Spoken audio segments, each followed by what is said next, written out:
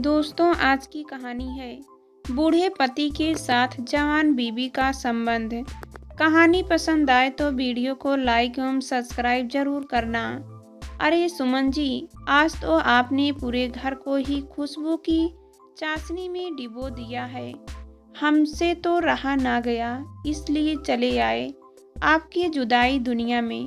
वैसे अब बता भी दीजिए कि हम तो पहले लाल की ख्वाहिश पूरी की जा रही है, समोसे बनाए जा रहे हैं। वही तो हम कहे कि इतनी सुगंध किस पकवान की है जिसने हमारी नाक को अपने जाल में फंसा लिया है। अच्छा अच्छा ठीक है, बहुत मस्का लगा लिया। मैं जानती हूँ यह सब आप मुझे खुश करने के लिए कह रहे हैं।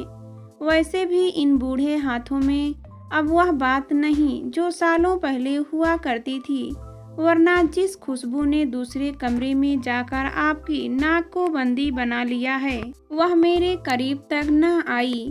अब तो इन हाथों में बस इतनी ही जान बची है कि वे मैदा को बेलकर उसमें आलू डालकर तेल में तल सके। स्वाद मिलने का काम तो बहुत पहले ही बंद हो गया। मेरी पत्नी ने मेरी बातों का जवाब देते हुए उपरोक्त बात कही। उनकी बातों में ऐसी मासूमियत थी कि वे उन जवाब दिए बिना रह ना पाया। देखिए मिसेस सुमन चतुर्वेदी, आपको मेरी पत्नी की बुराई करने का कोई हक नहीं है। बेहतर यह होगा कि आप मेरे और मेरी पत्नी के बीच में न आए। मैंने अपनी पत्नी की बुराई करने का हक जब खुद को नहीं दिया तो आपको कैसे दे दूं?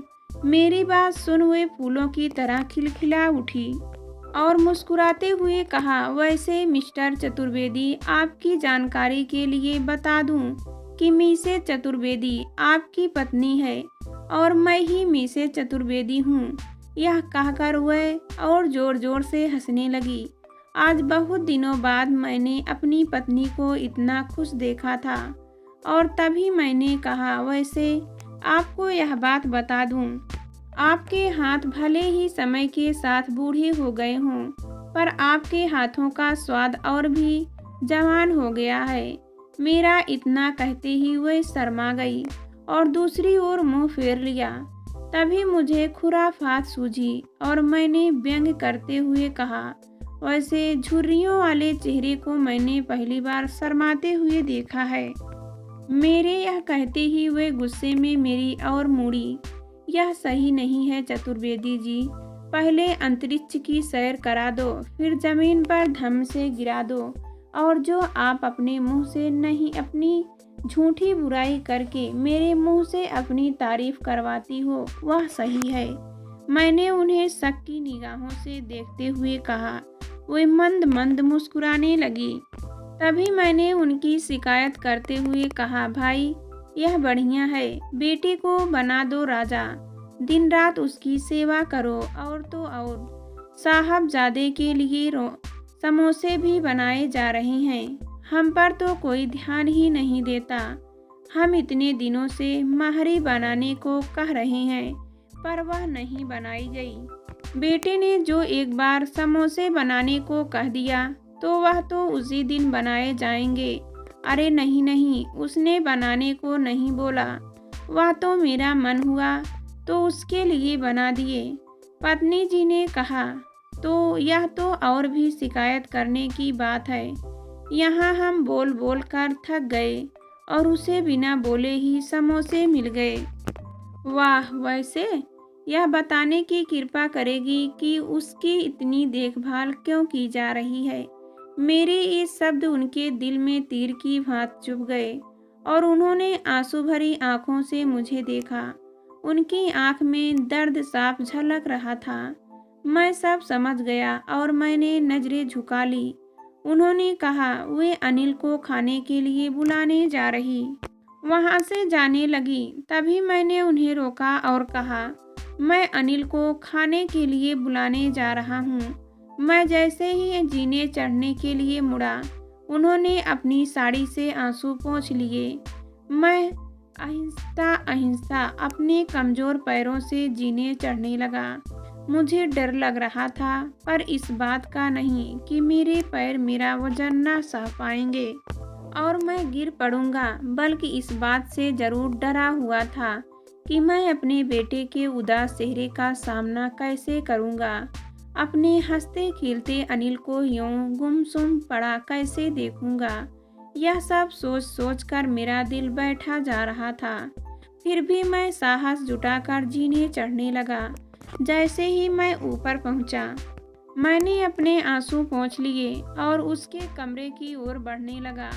उसके कमरे के नज़दीक पहुंचा तो मेरा दिल एक बार फिर उदास हो गया। कमरे से रोशनी की एक किरण तक नहीं आ रही थी। उन चार दीवारों में कुछ भी देखना बहुत मुश्किल प्रतीत हो रहा था। इसलिए जैसे ही मैं अंदर पहुंचा, मैंने कमरे की लाइट जला दी। मुझे देखकर वह चौंक गया। वह जल्दी से उठा और अपनी आंखों पर तले लगाने लगा ताकि वह उसकी एक भी आंसू मेरे सामने न निकल पड़े। मैं एक बार फिर से टूट गया। मेरे बूढ़े हाथों में अब इतनी ताकत नहीं कि हर बार टूटकर खुद को फिर से समझ सकूं।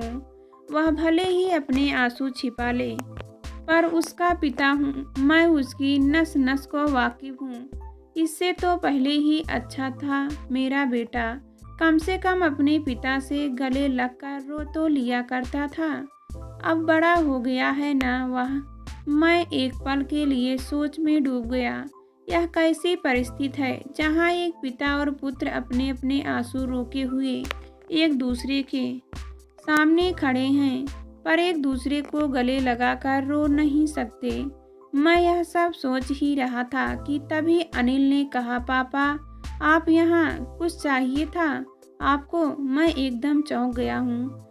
मम खाना बन गया है, आकर खा लो, मैंने लड़खड़ाती जबान से कहा और वहाँ से चला आया।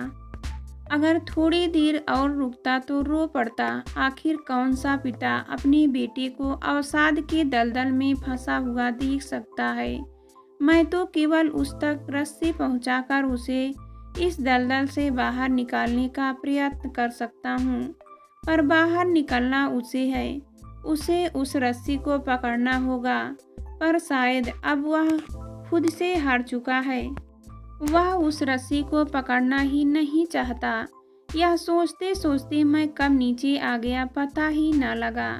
मेरे कदमों की आवाज़ से सुमन रसोई से बाहर आ गई। उनकी उम्मीद भरी निगाहें मुझे और ज़्यादा परेशान कर रही थी।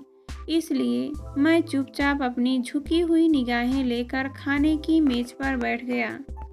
एक माँ अपना उदास चेहरा ले वापस रसोई में सबके पेट भरने का इंतजाम करने लगी, पर अभी भी उनकी उम्मीद उनके साथ थी।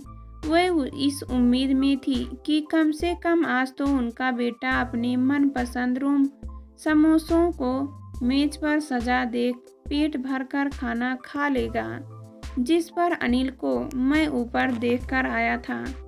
उसका खाना खाने का कोई इरादा नहीं लग रहा था। मेरे सामने एक माँ थी जो अपने बेटे के लिए मेज पर समोसों को सजा रही थी, पर उन थालियों में केवल समोसे नहीं थे उसके जज्बात, उसके बूढ़े हाथों की मेहनत, उसका प्यार और शायद उसकी आखिरी उम्मीद।